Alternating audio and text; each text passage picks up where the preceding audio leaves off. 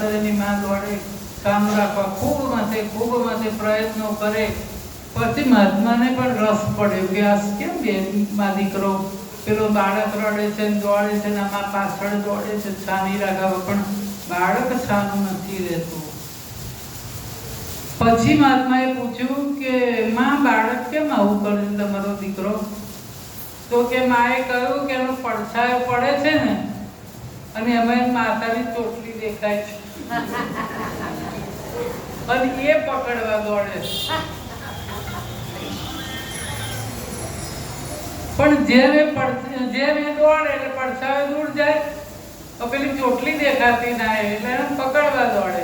અને ત્યારે મહાત્માના મગજમાં પણ ચમકારો થયો. બાળકને બોલાવ્યો, જોડે ઊભો રાખ્યો અને કહ્યું કે તું અહીં ઊભો રહે. અને હવે ઊભો રહી માતાની ચોટલી પકડાય છે. પછી રડવાનું બંધ થયું. તો તમે એક ચોટલી રૂપી મનને વશ થઈ જાઓ, શાંતિ શોધવા ક્યાંય જવાનું નથી. શાંત થઈ જાઓ બસ. આજે કેટલી સરસ શાંતિ લાગે નહીં? इतनी शक्ति हमें दे नगाता, मन का विश्वास हमाરું મન ના ડગે, વિશ્વાસ ના ડગે, કોઈનું ખોટું ના કરીએ. શ્રી રામને અભિષેક હતો, કરવાનો હતો રાજ્યાભિષેક. ત્યારે કઈ વશિષ્ઠ મહારાજે સારું મુહૂર્ત નતું જોયું, પણ એક રાતમાં ચક્કર ફરી ગયું. એટલે કઈ મુહૂર્ત જોડાવાથી સારું થયું ને મુહૂર્ત જોડાઈ લગ્નો કરે છે તો શું કરે? 6 મહિના તો ઘેર આવી જાય. કેમ? ખાલી ગણપતિ સ્થાપનનું જ મુહૂર્ત જોવાનું. હસ્તમેળાપ જ્યારે થાય ત્યારે બાકીનું બધું ડીજે માં અને બ્યુટી પાર્લરમાં. બસ મહારાજને કહી દેવાનું જલ્દી શ્લોક બોલો, જલ્દી પતાવો. એટલે એમનું જીવન આમ જલ્દી પૂરું થઈ જાય. આપણી 5 કર્મેન્દ્રિયો, 5 જ્ઞાનેન્દ્રિયો ને 11મું મન, એ બધા પોતાની પ્રકૃતિ અનુસાર કાર્ય કરવાનું છે. આ ઇન્દ્રિયો પાસેથી કેવું કામ લેવું એ આપણા હાથમાં છે. આ હાથ આપ્યા છે તો એ બેસી ભજનમાં તાબી પાડવી કે ના પાડવી એ આપણા હાથમાં. પગ આપ્યા છે તો મંદિરે જવું, જાત્રાએ જવું કે ના જવું એ આપણા હાથની વાત છે. પણ ઘણા બિચારાને પગ કહ્યું જ નથી કરતા, ચાલતા જ નથી. હવે આપણા જ પગ આપણું કહ્યું નહીં કરતા, આપણા જ પગ છે. આપણું શરીર જ આપણું કહ્યું નથી કરતું, તો પછી વહુને કહીએ મારું કહ્યું નહીં કરતા, મારા છોકરા કહ્યું નહીં કરતા.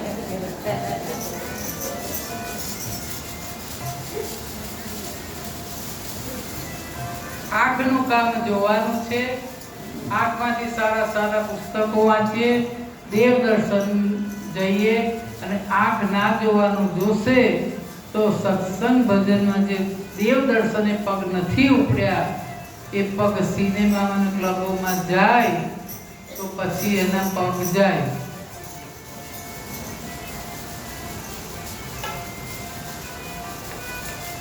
પ્રભુએ આપણને જીભ બોલવા માટે આપી છે. કેટલાક લોકો જીભથી ગાળી કરે, મીઠું ના બોલે.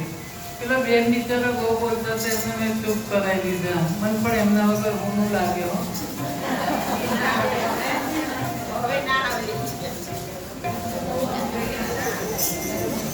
પણ કથામાં એવું ના રાખવું.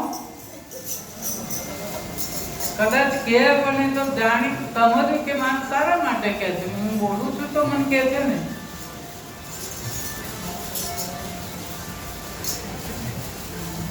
એવું ખોટું બોલવું એના કરતા મનમાં બેઠા રામ નું રટણ કર્યું હોય તો.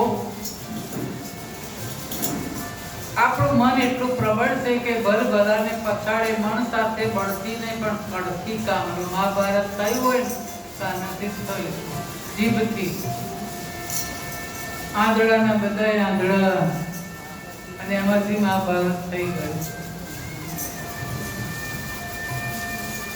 સમજાવીને મન અનુકૂળ થઈ જાય તો બેડો પાર થઈ જાય કે મારા મનમાં તનમાં જીવનમાં જગદીશ છે. મારા મનમાં તનમાં જીવનમાં જગદીશ છે. મારા મનમાં તનમાં જીવનમાં જગદીશ છે. મારા મનમાં તનમાં જીવનમાં જગદીશ છે. નિર્ભય થઈને ફરતો જગમાં. નિર્ભય થઈને